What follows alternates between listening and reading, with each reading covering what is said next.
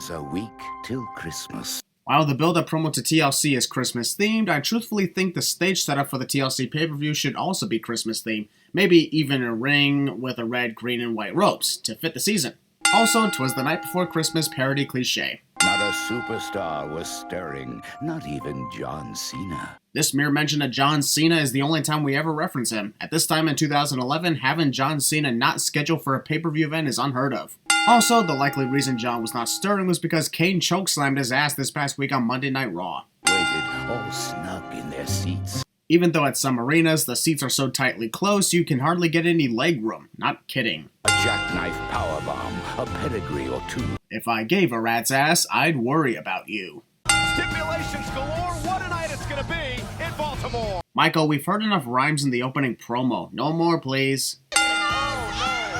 Jerry Lawler groaning and Michael Cole with that creepy-ass smile on his face. Yep, Vicky Guerrero has made her presence felt.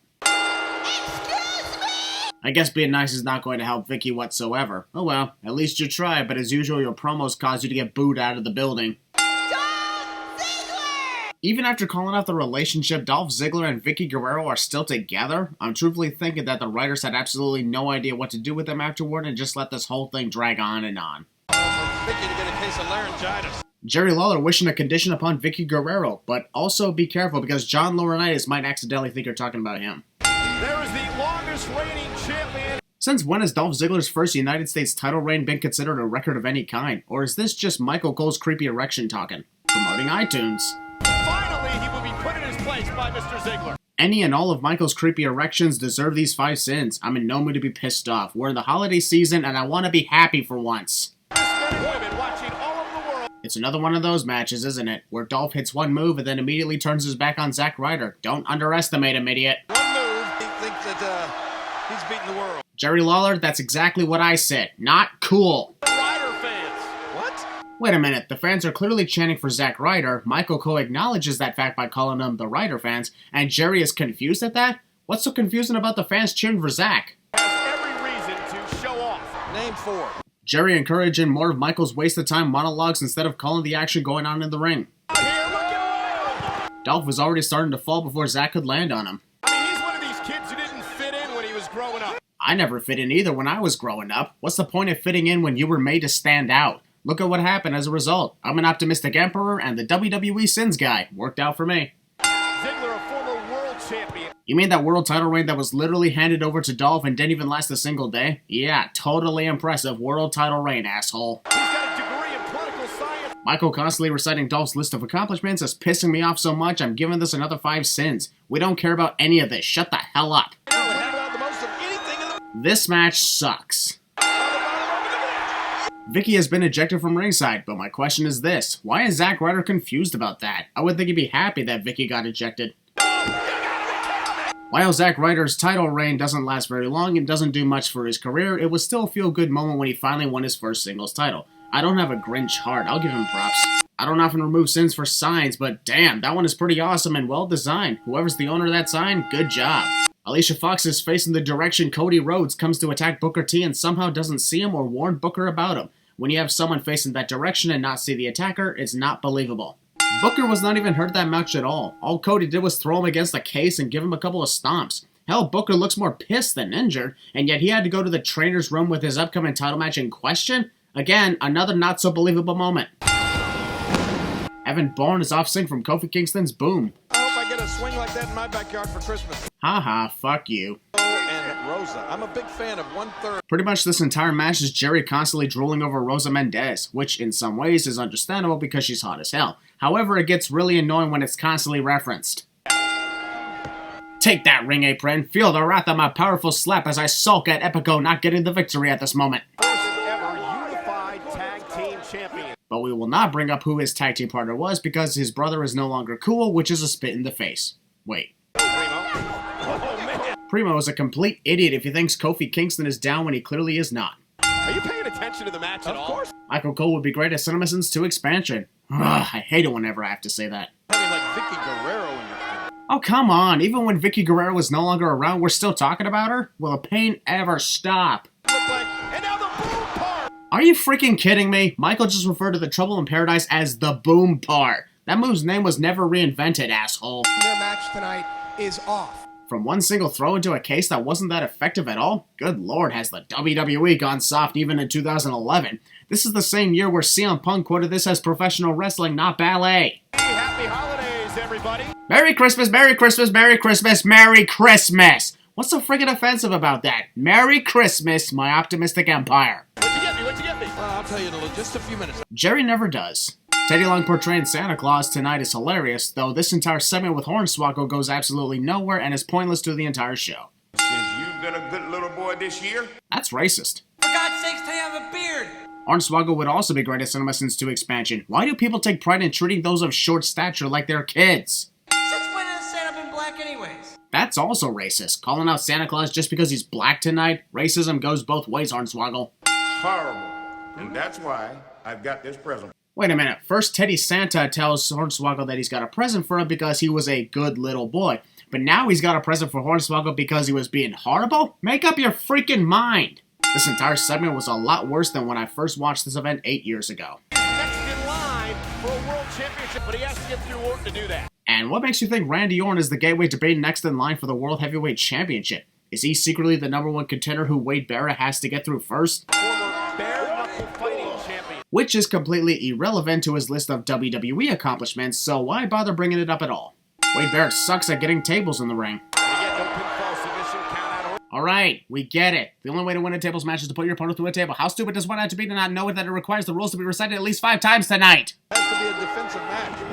While trying to get the stacked tables out of the way, Wade accidentally caused the table on top to fall on his head. You couldn't have just pushed the top table off first instead of the bottom? Blocks. Now it's Randy. Ow, my hands!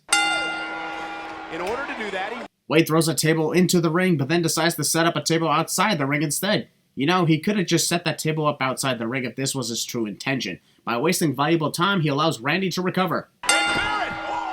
Wade is a dick to his own Barretts.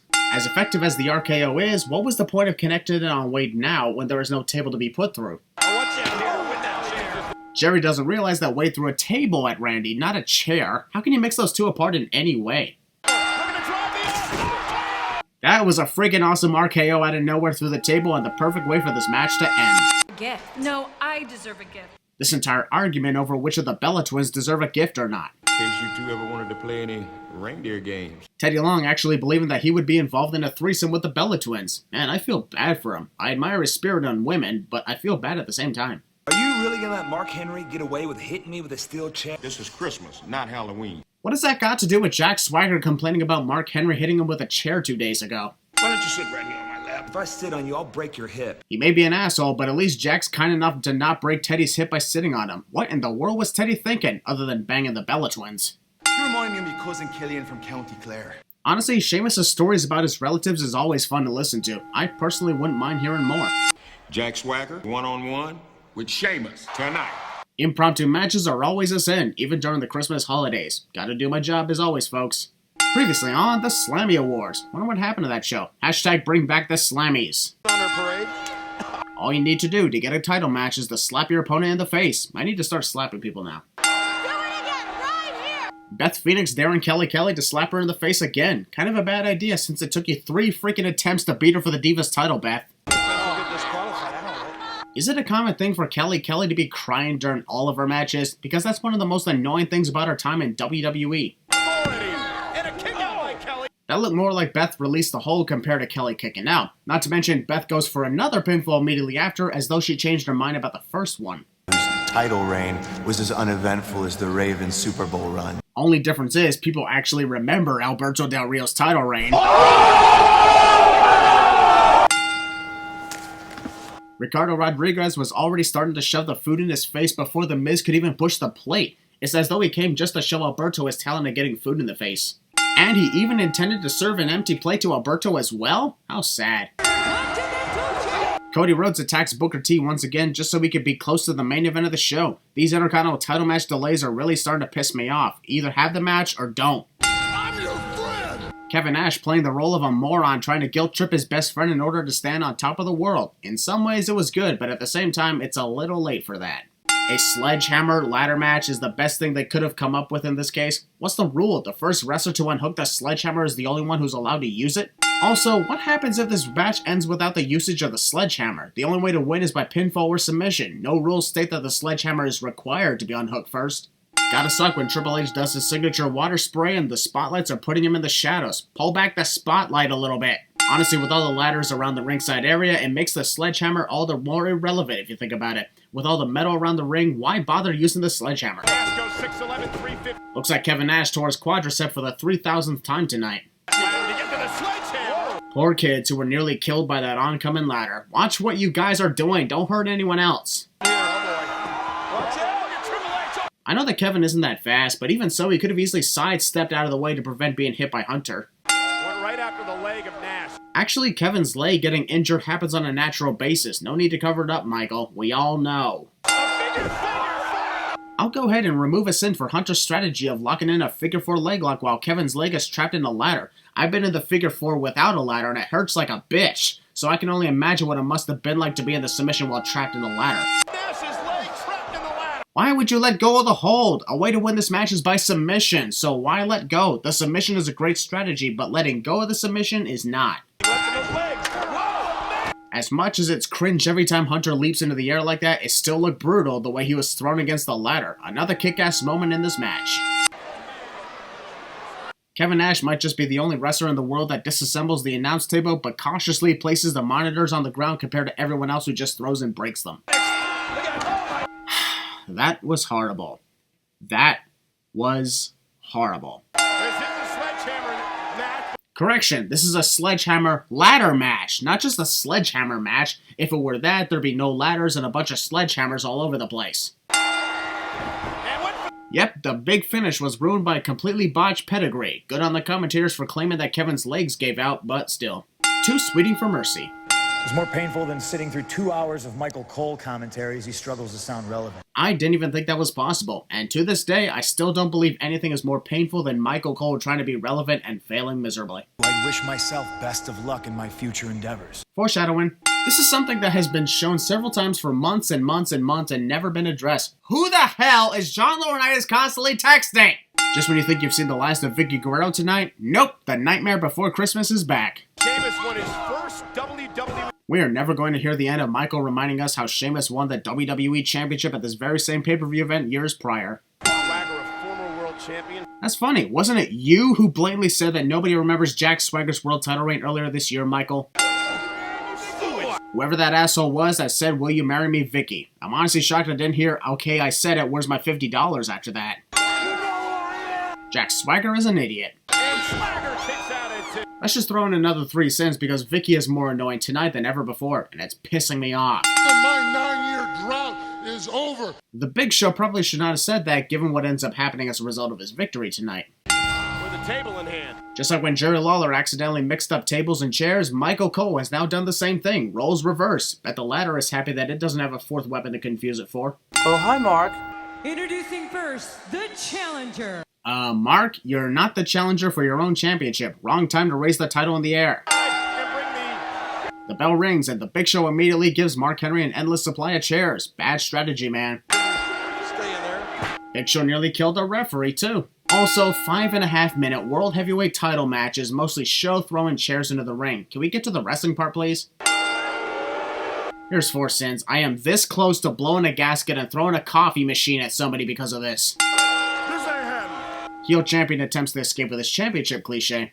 Also, Mark Henry completely forgot that this match is a chairs match, thus can only be won by pinfall or submission. There are no countouts in this match. Also, Mark doesn't realize that if he forfeits this match in progress, that means he automatically forfeits the World Heavyweight Championship to the Big Show. So he's fucked either way. World Championship. Here's the cover. Well, that was easy. At least at Vengeance and Survivor Series, these two actually had competition with each other. Tonight, it feels like they just gave up and were tired of feuding. Post-match assault. Mark prepares to suplex the Big Show into the pile of chairs, but at the last second decides, nah, I'll just hit a DDT instead. Daniel Bryan has every legal right to cash in the Money in the Bank briefcase, that much is clear. However, he has no legal right to call for the bell to ring as he is not a referee. The night Daniel won his first World Heavyweight Championship was truly the debut of the Yes Movement, as tonight was the first time Daniel continuously shouted yes. Few cents off as a congrats to this perfectly timed opportunity. but I'm damn sure gonna finish it, Josh. Just be sure to have eyes on the back of your head this time. What do you bet they had Cody Rhodes enter first just so Booker T would not get assaulted from behind for the third straight time? How old are you? The Intercontinental Championship match has begun. Booker is immediately firing upon Cody, and the topic of discussion on commentary is Michael Cole's freaking age. Smart strategy by Cody. Michael Cole condones backstage assaults from behind. Of course, why am I not surprised? Can't believe he was still an asshole even after Jerry kicked his ass. Put the Booker T right there to answer. Sure, Booker did not win this match, nor did I think he would win the Intercontinental title even without the assaults by Cody earlier. But I still admire the spirit he had to try and win a championship one more time. See? I'm not entirely cold-hearted in these videos. What's Cody saying right now? Cody's not saying anything, moron. That's what he's doing. I'll keep saying this for as long as I'm sending matches involving Booker T. Doing the spin-a-rooney during a title match instead of after is a bad idea and the worst strategy ever. Previously on something we've already seen earlier tonight, which by the way has no impact on the upcoming main event, so showing these flashbacks of Zack Ryder's victory is pointless. Yeah, but I guarantee you, he'll probably have one of the shortest reigns. Not possible. Daniel Bryan has already surpassed Jeff Hardy's world title run that lasted 5 minutes. Ricardo Rodriguez says, I'm sick and tired of working for this rich asshole face. Hey guys, see what he took out the trash. If The Miz really took out the trash, as Michael Cole put it, then he would have gotten rid of Michael as well. Also, Michael Cole's creepy erection for The Miz, haunting pretty much the entirety of 2010 and the complete year of 2011. I am so sorry for bringing this back into your lives. Canada and Australia, New Zealand. We get it. The fans are chanting for CM Punk. That's very exciting. Now, why haven't the referees rung the bell yet? All 3 wrestlers are ready to compete. Let's get the show on the road. Are all legal. Didn't Alberto Del Rio and The Miz agree that their alliance never existed? What the hell do you call this if that's the case? Suppose Miz pins Alberto Del Rio. Well, if The Miz pinned Alberto Del Rio in this match, nothing would happen whatsoever. Jerry forgot that this is a TLC match with a title on the line. Only the non-title TLC matches end in pinfall or submission. First ladder introduced is way too small to reach the prize cliche. Hell, this ladder is just about as tall as Alberto himself. What the hell's he thinking? I can already hear Hornswoggle laughing at him from backstage. Just stopped and kicked. CM Punk's back clearly landed on the chair, and yet he is clutching his head instead. WWE logic screwing up once again. Championship back. Whoa, CM Punk tried to... Not gonna lie, that series of counters from both CM Punk and Alberto was awesome. Good thing this match has some great moments. Some would look at this as an intense moment. However, it almost looks like The Miz is enjoying getting his ass spanked by the chair several times. PG show, guys. PG show. Sure, CM Punk may be handcuffed. However, that doesn't mean Alberto has a clear path to the WWE Championship. After all, CM Punk is handcuffed to the ladder. Punk's handcuffed to that ladder. And that's why Ricardo should have handcuffed CM Punk to a step of the ladder rather than the easily breakable piece that keeps the ladder together. For someone who is straight edge, that was quite the representation of somebody who falls over while completely drunk. Alberto was not even in a good enough position to reach the WWE Championship regardless of CM Punk and The Miz making the save. CM Punk and Miz are dicks to Alberto's now crushed Del Rios. See you in many months from now.